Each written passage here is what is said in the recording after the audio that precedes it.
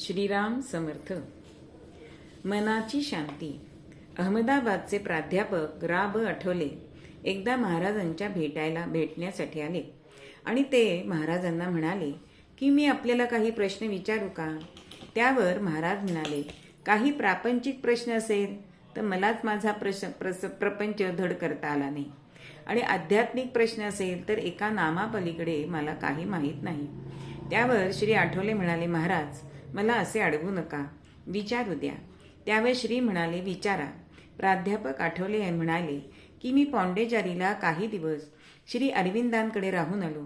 रमण महर्षींच्या आश्रमातही काही दिवस राहिलो, पण माझे मन अजून शांत झाले नाही किंवा शांत होत नाही, सारखे भिरभिरीत असते. त्यावेळी श्रींनी त्यांना विचारलं, तुम्हाला मन शांत व्हावं असं वाटतं, असं का वाटतं म्हणजे काय वाटतं. तेव्हा त्यांनी सांगितलं की जोपर्यंत काही करणं म्हणजे कर्म आहे तोपर्यंत मन अस्वस्थच राहणार. करण्याचं होणं होत नाही तोपर्यंत मन शांत होणार नाही. म्हणून तुम्ही आणखी काही ठिकाणी जा.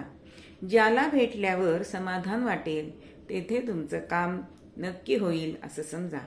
पुढे प्राध्यापक आठवले निंबाळला गेले आणि गुरुदेव रानडे यांना भेटल्यावर त्यांना समाधान झाले आणि जी मनाची शांती त्यांना हवी होती ती त्यांना प्राप्त झाली.